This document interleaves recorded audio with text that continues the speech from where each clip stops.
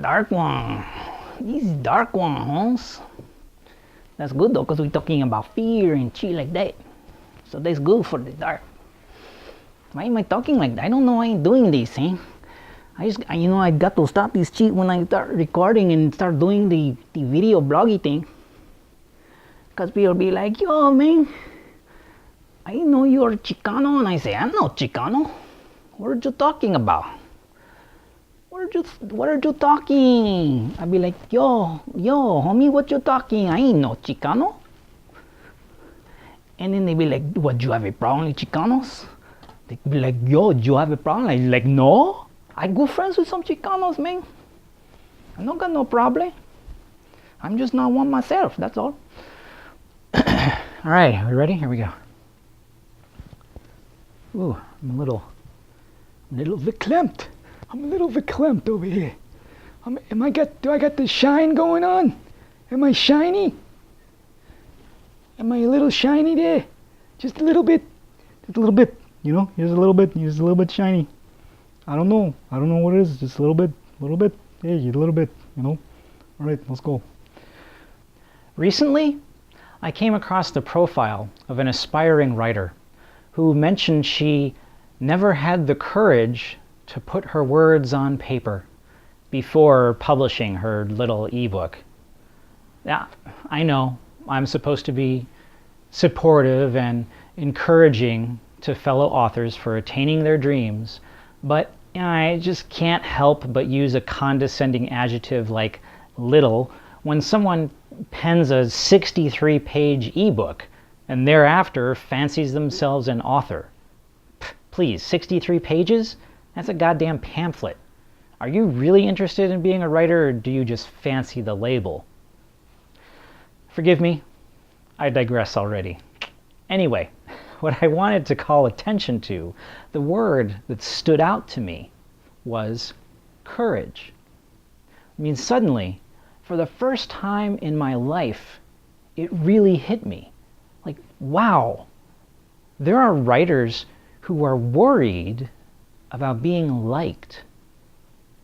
The thought that anyone would need courage to write was unfathomable to me. Because what they're really saying is, I'm scared no one will like me. Right? Obviously. I mean, was I misunderstanding this sentiment? What other possible motive could be kindling their fear? What else is there to be afraid of? They're not scared their pen may spontaneously explode in their hands. Right? No trepidation a keyboard might electrocute them.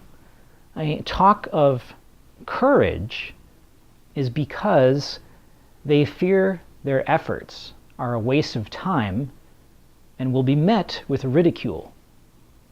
Now, please don't misunderstand me. I'm a very arrogant bastard, and I know I do a good job of coming across like one too.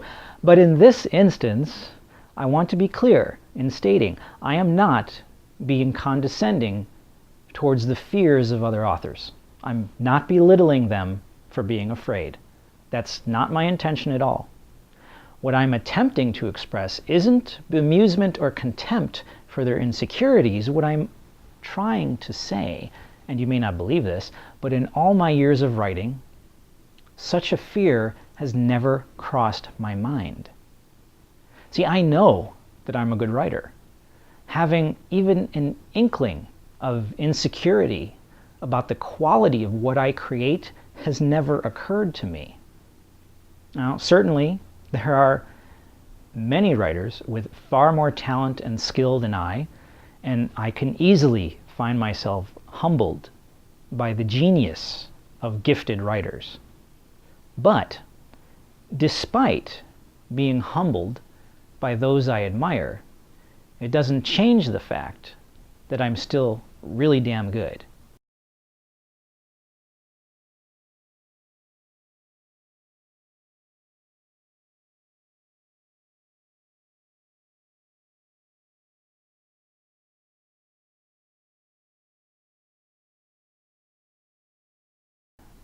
Never have I written a single paragraph of a love letter so eloquently, I mean, who would not fall in love with Juliet?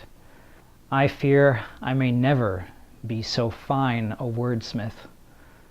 Nevertheless, I have never needed courage to put words on paper. See, that's why this writer blew my mind. She expressed an emotion towards writing that I didn't even know existed. Needing courage to write is an idea that left me flabbergasted, because doubting my value is a thought I have never experienced. Now, I would never proclaim to be fearless, far from it. Like many creative folks, I have an immense fear of failure. But, and here is the vital distinction, my fear stems from failing to find my audience, not from questioning my worth. See the difference? This is an important distinction. Are you afraid you have no skill for your passion? Or are you positive that you are amazing, but you fear your work remaining unknown despite being fabulous? Now, my writing can have flaws. I know that. You know, sometimes I ramble on too much when I need to get to the point. Sometimes I sum things up too quickly when I need to let things breathe. Sometimes I awkwardly compose sentences with some weird grammatical structure, and when I read it 6 months later, I have no clue what I was saying until I go over it 2 or 3 times. Sometimes I phrase things 90% perfect, but I can't quite manage to find that ideal word to make it flawless. You know, on the flip side, I know what I do well. I work very hard at using spell check, right? The Achilles heel of many amateur authors. I spend weeks reviewing story structures to avoid gaping plot holes. I write realistic dialogue. I create some damn beautiful descriptions and set a mood exceptionally well. Yes, I have a good idea of my strengths and weaknesses, but to think anyone wouldn't like my stories? Incomprehensible. On the rare occasion a person does dislike my writing, they clearly didn't understand it. They're obviously illiterate, or morons, or both. That's the way I see it. See, some people believe it when someone says they suck. The rest of us think, how about you go fuck your mother with a severed donkey cock? See, long ago I learned that no matter who you are and what you write, there will be people who love it and people who hate it. This is an undeniable fact. I mean, simple logic doesn't take a genius to figure that out. Sadly, fools have told me such a philosophy is misguided, and I had, quote, been done a disservice by whoever told you those things. Later I found out the person giving me that criticism had worked as an editor. No wonder. Professional editors are paid to convince writers that editorial opinions matter more than others, and obeying said opinions will reap greater financial rewards than any other consultation. Of course, such a philosophy has been proven a lie time and time again. There have been many documented incidents of frustrated authors submitting classic, best-selling manuscripts to publishers with the deliberate intention of being rejected, just to prove that the editors never do their job or bother to read the work anyway. Or if the editors do read it, they're too uncultured to recognize a bestseller published by their own house. Check out Doris Lessing, publishing a book under the pseudonym Jane Summers. Or the very low sales of J.K. Rowling when she published under the pseudonym Robert Galbraith before everybody knew that was her. Chuck Ross, passing off work from Jerry Kaczynski, proved the point in 1975, as did his rewrite of the screenplay to Casablanca. David Lassman, submitting Jane Austen novels under the name Alison Lady was yet another instance of authors screwing with the world of publishing. And those are just a few examples. Now, what does this prove? It proves the praises and acceptance of publishers, editors, and agents is not validation of a story being any good. And it proves the rejections and criticisms are not a condemnation of your writing having no worth. The only opinion that matters is your own. Think about your favorite book. Right? You adore it. It changed your life. It touched you deeply. Reading it was profound and moving. But there are people in this world who hate that book. They think it's awful. They tell their friends it's a waste of paper. They couldn't even finish reading it. I cite Richard Bach, right? One of my all-time favorite authors. He's full of insight and wonderment and wisdom. Yet, many people loathe him as some hippie freak spouting spiritual hogwash.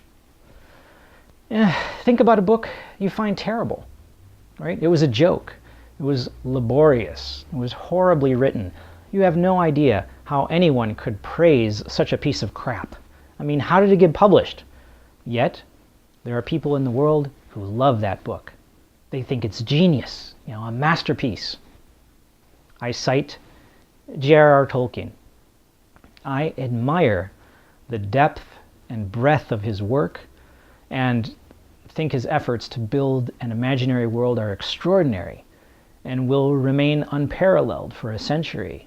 But when it comes to his actual writing, he's one of the most dry, tedious, and convoluted authors of all time. Yet, many people worship the man. As a writer, my job is not to write something I think people will love. No, never.